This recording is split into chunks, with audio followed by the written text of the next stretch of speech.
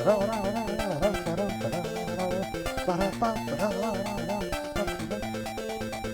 love this song. Hey guys, Red here, and welcome back to more Kirby's Dream Land.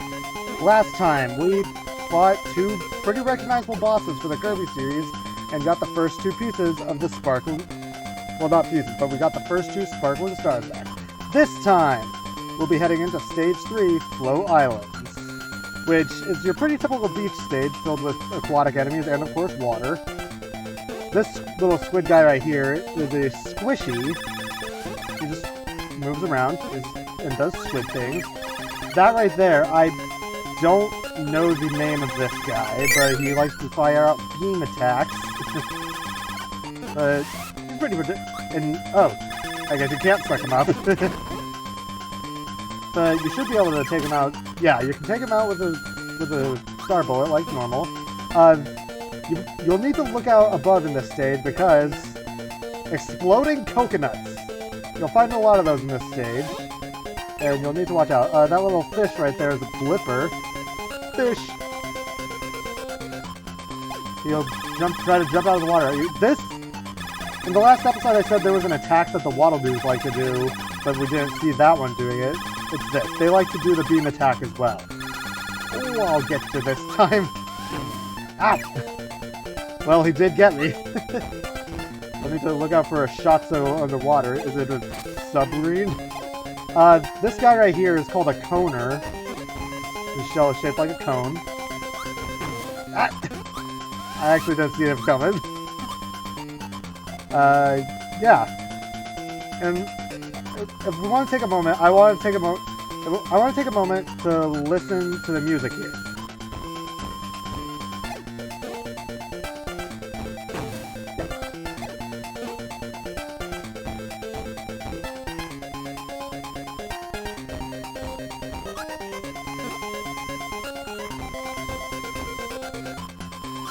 It's such a catchy song, and I love how they've been they reused it in newer games. It shows up in a lot of games. I swear it's inspired a song from Super Paper Mario. We go in here. This guy right here is a Kabu. He'll jump around, and we didn't see it, but he will vanish. Wow, I am not doing that well. If we go here, we'll find an energy drink that we actually do kind of need. Yeah, Kabu just likes to spin around. Yeah. You want to watch out there, because there are some exploding coconuts in here that can be a little bit mean. Ah! And so can the enemy spawns, apparently. If we go up here, I'm pretty sure, yes, there's a secret door behind these blocks. If we go inside, we'll find more coconuts. And, I said and an extra life. Generally speaking, Kirby games are much easier than other games, but if you're a little inexperienced or rusty, you might need the extra lives. Ow. You don't want to stay in the spike. Speaking of spikes, almost got hit by the Gordo there. We go through here. There's the door forward. Suck up the coner and the block at the same time. Yes, give me that. I need that. And this isn't a door, right? Nah, it's not. Yeah, we go down here. And we go out here. We'll find another blipper. Kirby's gonna have some seafood. And we'll find another super spicy curry. Super spicy curry does not make Kirby invincible, as you saw from me taking damage from the Shotzo there, but it feels like you're damn near invincible. It's like the metal cap in Mario 64, except not actually making you invincible. And also, little known mechanic, if Kirby goes into water with the super spicy curry in effect, it'll immediately end right there. Grab the spoils, grab the booty from this pirate ship. Ah! A lot of enemies there. 1, 2, 3. Go through here. You're just having the time of your life there, aren't you, buddy? You go in here and we'll find a warp star that whoever owns this ship is keeping, and we're gonna take it and steal their car! to the sky! Or not. We'll get stuck here. Ah! And if I'm correct... Yes, okay. So this thing is a little bit interesting in terms of localization. In the original Japanese version of the game, it was known as a roasted sweet potato, it lines up pretty well with what the sprite is. But in the American localization, it's known as a mint leaf, which, okay then, I guess it kind of looks like a leaf, but nah. And if we were to eat it, it turns the game into a side-scrolling shooter and takes us right to our next boss, Kabula. This part of the game plays a lot more like Gradius, like a side-scrolling shooter akin to Gradius, for example. You'll just want to hold down B to spit these air bullets at Kabula until... So due to localization, the air puffs are different things depending on what the item is called in the localization. In the American localization, since it's a mint leaf, it's Kirby's minty fresh breath. But in the Japanese version, it's Kirby's hiccups. There was actually an entire episode of the Kirby Right Back At Ya anime about Kirby having hiccups and having trouble inhaling.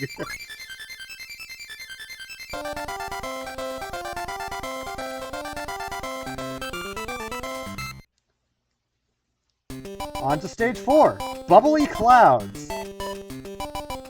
So many Kirby! Blah! Bubbly Clouds is our final standard stage in the game before the finale. So as such, we'll be finding some new mechanics here.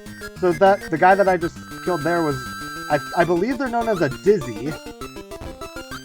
Post-production me will tell me if I'm wrong. Ah! I guess he's not despawned yet. Oh, these guys. These are Scarfies. When they die, they will explode, as expected. So what happens if we try to suck them up? They become demonic and start chasing after you before blowing up. They're not nice. I don't like them. And frankly, I don't think very many Kirby players like them either. We can easily take care of them with our air bullets here. We just need to wait a sec before we move forward so as to not get hit by the explosion. I don't know what these little guys are called, but they remind me of the giant ogre heads in Airman stage in Mega Man 2. This is a Parasol Waddle Dee. Basically the same thing as a regular one. This guy was a Parasol Waddle Doo before he landed. The Parasol and the enemy are two separate entities. The Parasol can be sucked up separately from the enemy. Here we have a Parasol Shotzo. I don't think they show up that much in later games. There's another couple Dizzies, some Bronto Burts. Here's the door. This guy is a Sir Kibble. Pretty common enemy in later games, but he doesn't show up much here. I think this is the only stage in this game he shows up in. You're not gonna get me this time! Blow it through spikes. Hello there, Sir Kibble. What are the names of the... Ah! Kamikaze Bronobert! I don't know the names of those little air puff guys, so I'll have to check it later. Fire! We have a Sir Kibble guarding the way forward. This room. I want you to pay attention to this room.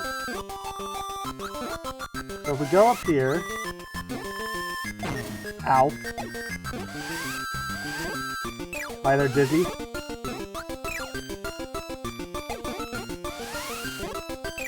This room does something a little bit unique. Ah! I'm going to die. Just like that one room back in Castle Lolo, this is a looping room. Ah! Well, in case you wanted to know what it looks like if you lose all your health, there you go.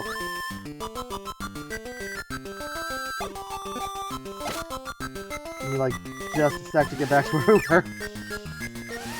Yeah. So, Bubbly Clouds. the music again. I want to listen to the music for a bit.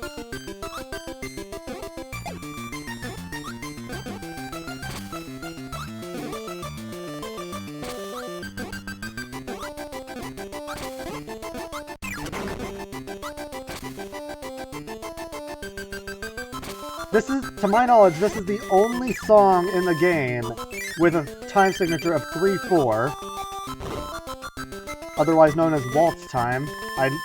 Yes, I'm a music nerd, how'd you know? This guy, this is Kracko Jr. We'll be getting to the adult one soon. But this guy is I'd say our most complicated mid-boss yet. He'll swoop around and fire cannonballs somehow. He blocked it with the frickin' Waddle Doo. That's honestly impressive. I'm going to die again, aren't I? Hit him as he's... We don't want to die. This game starts you off with a bunch of extra lives, so you shouldn't have that much trouble, but... Okay. So yeah, the strategy is to go into this corner here, duck... When he swoops down, spit at him, and duck to avoid getting hit. He'll keep doing the same things over and over, so he's pretty easy to predict once you learn his pattern. Give me some more ammunition. Dead. Now, you'll notice that the eyeball flew away. Remember that. We're gonna jump onto this warp star, and man, that is some good pixel art. Through the waterfall! Ooh! Another mint leaf. Or, I guess, roasted sweet potato.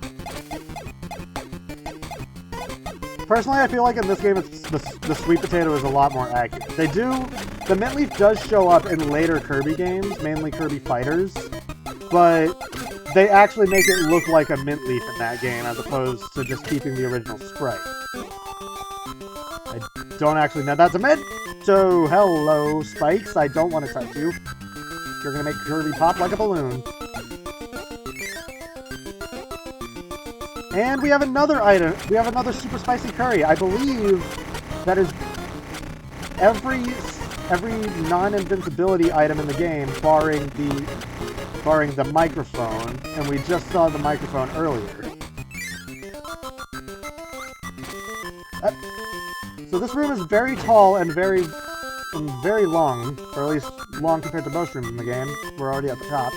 And you might be tempted to head through the door and head to the boss. Don't do that yet. Instead, you want to fly up here and go through the moon. There is a hidden door in the moon that drops you down a long fall with a Maxim tomato, a 1-up, and another Maxim tomato, and another 1-up and Maxim tomato. Kirby games, ever since this game, Kirby games have liked to have secret doors hidden in the sky somewhere. So if you're playing Kirby games, you might want to keep that in mind. But now we'll start the boss fight. Do you remember the eyeball from earlier? It comes back and forms into Kracko, who I have a bit of history with. The first time I played this game, I was able to make it all the way through the game up to this point, and I just could not make it past Kracko. For some reason. I don't know how, but it has to do with his swooping attack. I remember struggling not to get hit by that swooping attack. I was never able to beat this game when I was a kid for quite some time. I hope you're realizing just how simple his pattern actually is, and how much trouble I had with it as a kid somehow. See? He's already dead. Kracko's another boss that likes to show up in a bunch of Kirby games, so we'll see him again eventually. And with that, that's every normal stage.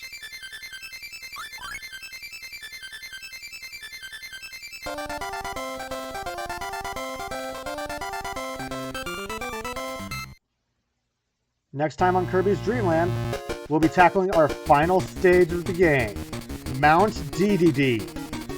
And with an intro cutscene like this, you know it's going to be awesome. See you guys then. As soon as we crash through the wall, I can't drive this thing. I can't believe the slide.